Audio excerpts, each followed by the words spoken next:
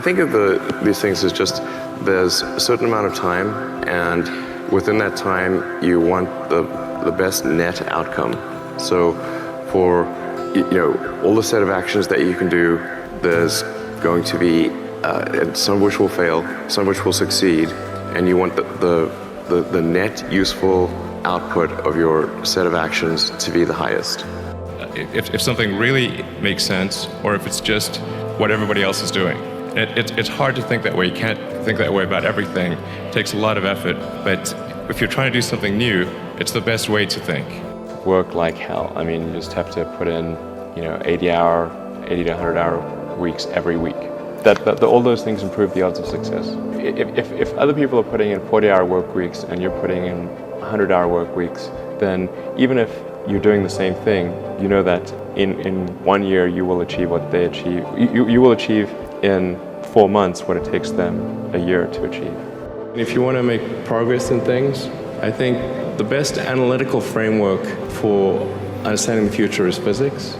I'd recommend studying the thinking process around physics, like not the equations. I mean, the equations certainly they're helpful, but the way of thinking in physics it's the best framework for understanding things that are counterintuitive, and always taking the position that you are to some degree wrong, and your goal is to be less wrong over time.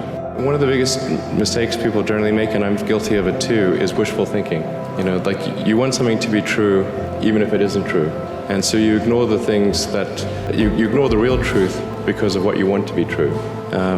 This is a very difficult trap to avoid. And like I said, it's certainly one that I find myself in having problems with. But if you just take that approach of you're always to some degree wrong and your goal is to be less wrong, and solicit critical feedback, particularly from friends. Like particularly friends, if somebody loves you, they want the best for you.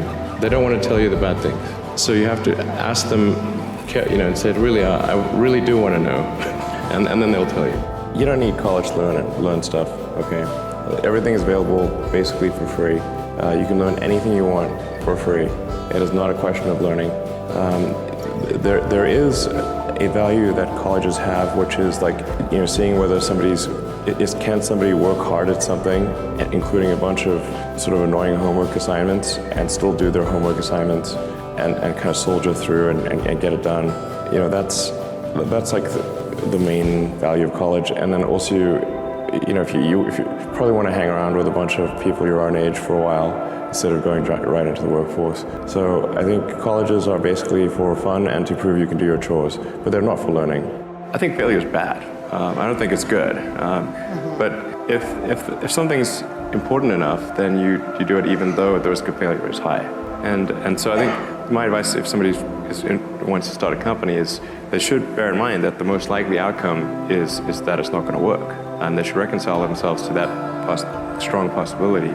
And they should only do it if they feel that they are really compelled to do it. You need to work, depending upon how well you want to do, and particularly if you're starting a company, you need to work super hard. So what does super hard mean?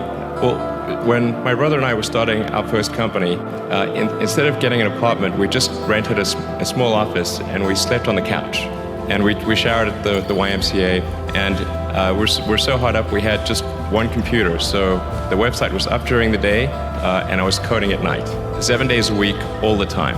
And I sort of briefly had a girlfriend in that period, and in order to be with me, she had to sleep in the office. So work hard, every waking hour. That's the thing I would say, particularly if you're starting a company. And if you do simple math, you say okay, if somebody else is working 50 hours and you're working 100, you'll get twice as much done in the course of a year as the other company.